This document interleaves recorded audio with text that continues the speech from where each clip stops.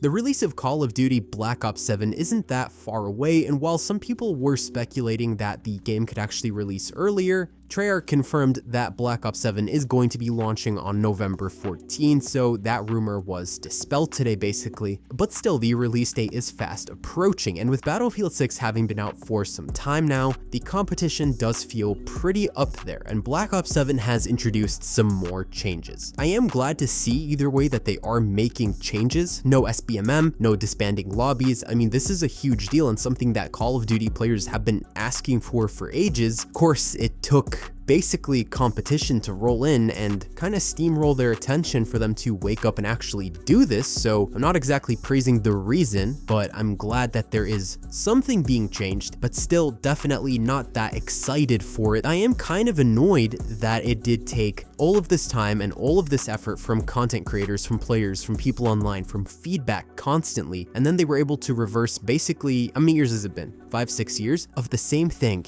within just a week. Within even a day, not even a week. So the reason for it is annoying, but anyways, let's talk about some of the other new major changes that Treyarch is introducing to Black Ops 7, including a really big one, that being aim assist. Aim assist is actually going to be changing in Black Ops 7 from what we had in previous Call of Duty titles. So that's going to be something pretty controversial, I think, from now until well into the launch cycle of Black Ops 7. So let's just dive right on into it.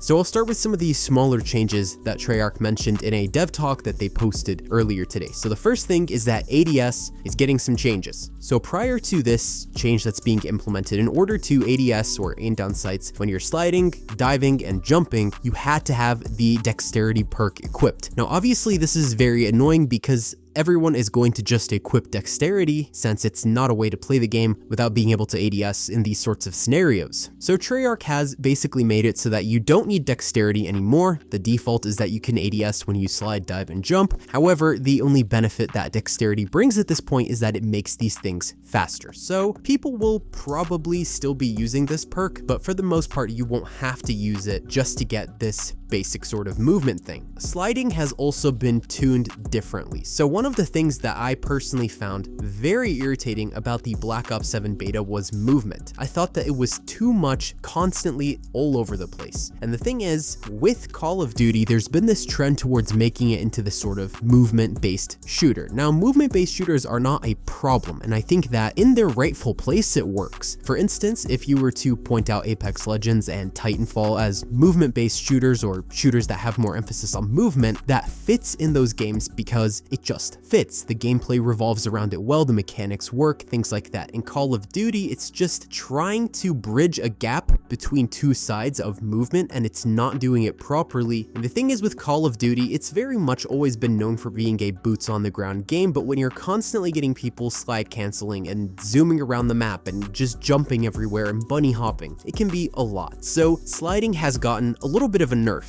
with Black Ops 7.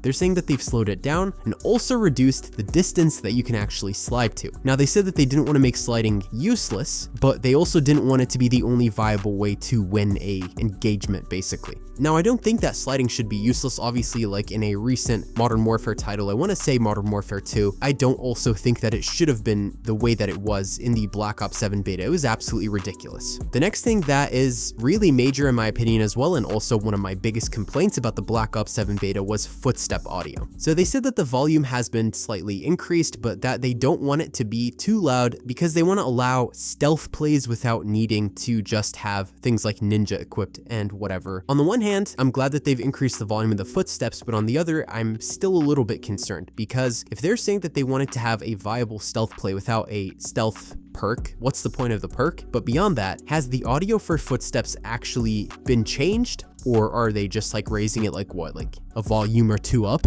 and calling it raised volume? Because the way it was in the beta was atrocious to deal with, and it was impossible to even predict that players were coming close to you. I feel like that's the reason why perks like Ninja exist, so that you can do these sorts of things, and they shouldn't be the default and base in the game because that's just ridiculous. But I don't know, that is kind of concerning in my opinion to hear that that this is going to be a thing because the way it was in the beta was really bad. So hopefully they actually raised it. I'm not saying that it needs to be raised like Modern Warfare 2019 levels where that was ridiculous. I just want a sort of happy medium, you know what I mean, where it's not like you're getting snuck up on every constant second basically. They've also changed the perk distribution a little bit. So they've moved around some perks and they've combined some other perks. They basically talked about how they want to incentivize varied playstyles. So here's kind of the changes that have been made. I'll just go through these super fast. Tech Mask has been moved to slot 2. It was in slot 1 originally. Tac Sprinter is now in slot 1 and not 3. Looper is in slot 3 and not 2. Cold Blooded has been moved to slot 3 from slot 1. And they said the reason being is to allow for full stealth classes where you can combine it with Ninja and things like that. Now some of the perks have been combined. So Vendetta was added to Assassin, Bruiser was added to Close Shave, Hunter's Instinct was combined with Tracker, and Cooler Master has been added to Gearhead. And I thought this was a little bit funny because I don't know if you recognize, but a lot of those perks that they combined, they claimed were niche and underutilized. And a lot of them, I believe, were new ones in Black Ops 6 that they introduced in some of the seasons, and now they're just kind of combining them with some perks. So I guess they were pretty useless.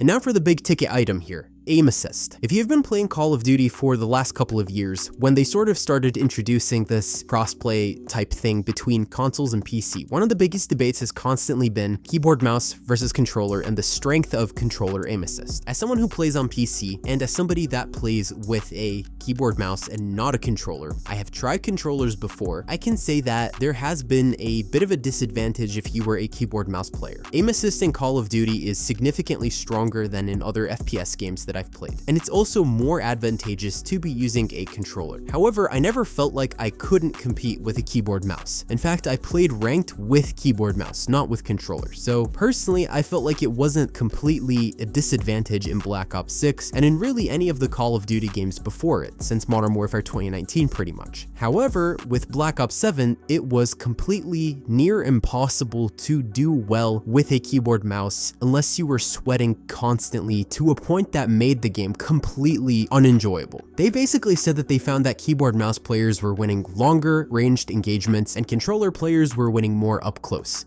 which is something that I personally found as well because I tried both inputs in Black Ops 7. So they're saying they're going to try and close the gap. That means reducing aim assist possibly, and even changing up the way rotational aim assist works on controllers. So with rotational aim assist, it basically kind of helps you snap onto your target by just slightly moving the analog sticks. So what they're doing is that you actually have to move the stick in the direction of the player you're trying to target for the rotational aim assist to kick in. I know a lot of people who play Call of Duty like to jump on the whole argument train of, well, keyboard mouse always has an advantage over controller because you get your whole arm to aim with, blah blah blah, that type of stuff. And here's the thing, I really don't care that Call of Duty is primarily a console game or whatever. The fact that Call of Duty exists on both systems, has crossplay between both, means that the developers are taking into account people who play on keyboard mouse.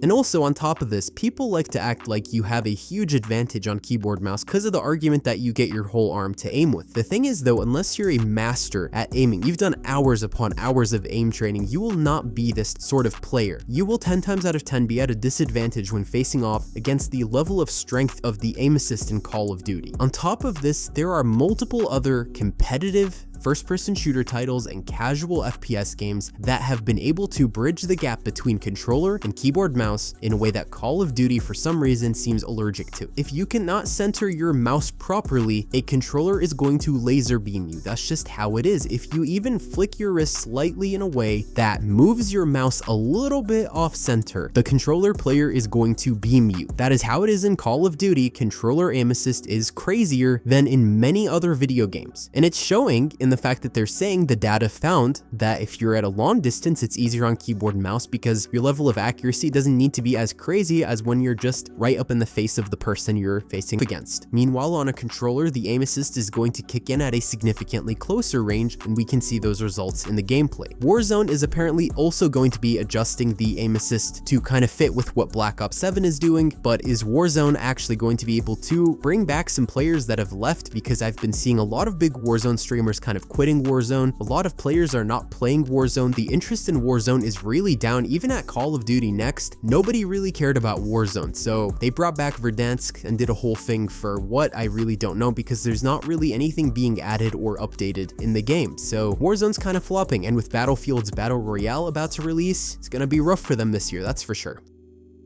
So in my opinion, I think that there is some hope for Black Ops 7 to help out Call of Duty in the long run as a franchise. The thing is, they actually have to stick to these changes and not just add back SBMM and nonsense things like lobby disbanding, which completely ruined the immersion of the game, the fun of the game, and things like that. I just want to say, and I've said this before, but why did it have to take Battlefield 6 to release for Call of Duty to acknowledge that it was making mistakes and that it needed to change? Why were they doubling down on these things until competition came around and showed them that they actually had to fix things because they weren't the only big fish in town? Why did the execs believe Call of Duty was too big to fail and then panicked when they saw that Battlefield 6 released? I mean, Battlefield 6 sold 7 million copies in 3 days, not including pre-orders, and it's basically retaining a huge chunk of the player base constantly. Black Ops 7 might be saved by the fact that it's just a game that people buy constantly, that being Call of Duty, might be saved by the fact that a lot of its player base is on console, so it's just kind of going to be one of those automatic purchases. But for the most part, the goodwill, the reputation, so to speak, Black Ops 7 really needs to pull through, otherwise Call of Duty is going to be pretty cooked this year and then next year as well when GTA 6 comes out, because GTA 6 is going to cook the entire games industry and everyone's going to want to buy it. So if they don't pull through this year, Modern Warfare is completely out of the loop next year, and this year Black Ops 7 is going to kind of fizzle. Already Black Ops 6's interest is super low, and plus with the Game Pass increases, we know Black Ops 6 had a record number of players because of the fact that it was added for free effectively to Game Pass. Now obviously it's not free because you have to pay for Game Pass, but if you use Game Pass for other means, it's basically as good as free to you. Will Black Ops 7 be pulling good numbers? I have no idea, and especially because a lot of people are just going to stick to other games. We've got Battlefield 6 and we've got Arc Raiders, and obviously next year we've got GTA 6. So Black Ops 7 is indefinitely a bit of a pinch, and Call of Duty is indefinitely a big pinch if they don't stick the landing. I hope that it doesn't ever need competition again to be able to acknowledge when it has an issue and to fix things, because if it was that fast and easy to fix, then it should have been done years ago. What's the point of slacking off? My expectations are kind of low for Black Ops 7. I'm not really going into it with positive or negative expectations. I'm mostly mellow about it. But what do you guys think? Let me know in the comments below. Leave a like, share, subscribe, and turn on notifications set to all so you don't miss out on another upload. And that's all for today, folks.